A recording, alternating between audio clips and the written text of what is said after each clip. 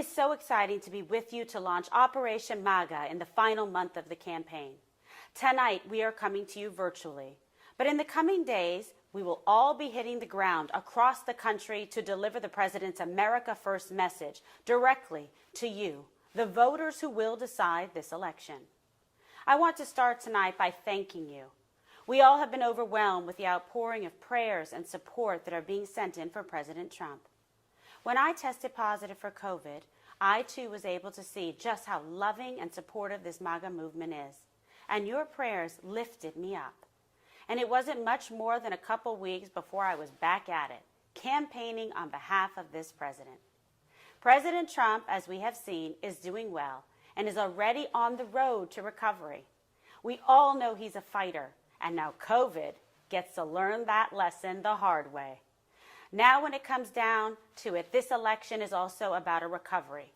Several months ago, a global pandemic hit this country, forcing our schools to close, our businesses to shutter, and created great uncertainty for so many. In the face of such chaos, President Trump has led our nation through an unprecedented time. Early on, Democrats tried to argue this virus was not serious and said the president shouldn't shut down travel from the epicenter of the outbreak. Yet, despite their attacks, he went forward and shut down travel from China. Dr. Fauci has since said it was by far one of the most critical decisions the president made in slowing the spread. Then, after downplaying the virus and having it backfire, Democrats and the media turned into alarmists. They said they were going to be shortages of hospital beds and ventilators. They were wrong again. President Trump marshaled the resources and power of his office to send medical ships to ports in New York and Los Angeles.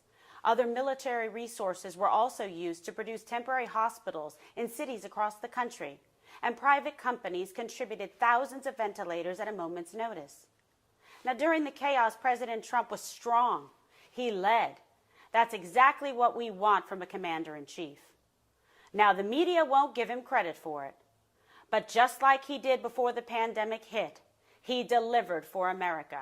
He put America first, and he made tough decisions that saved lives. Now, as we look to recover, we want the president who built the strongest economy our country has ever seen to do it again. Our economy, for the first time, was lifting up all Americans. We saw unemployment dropping to historic lows for every demographic. The number of people on food stamps was plummeting because finally people were able to find good jobs and provide for their families. Women were among some of the biggest benefactors. Truly, women have thrived under President Trump's policies. We aren't just finding great jobs, we've been creating great jobs. There is more women businesses owners and job creators under this president than ever before. It's those policies and that leadership that will fuel our economic recovery and deliver years of economic prosperity for everyone. However, it's not just the economy. President Trump continues to support school choice, which is important as politicians continue to play games with our children's education. No one wants their child to go into an unsafe environment, but parents should be empowered to make decisions for their children, and their children should not be stuck in the house staring at a computer forever. While the activist unions would like to keep public schools closed indefinitely, many charter and parochial schools are developing innovative solutions to open their doors while also ensuring a clean and healthy learning environment. School choice has never been more important than it is right now for so many children across the country. Finally, I want to end this evening by saying thank you to everyone who has tuned in tonight to this broadcast. This election is bigger than politics. It's bigger than Republican or Democrat. This election is about your life and the future we want to build. With President Trump's continued leadership, it will be a future we are proud of. A future that empowers you, the individual, and the government, or some radical activists. It's a future that will provide opportunity and choice for every American, and it is a future that will be great. God bless you.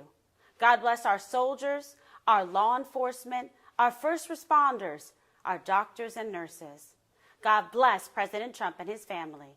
And God bless America.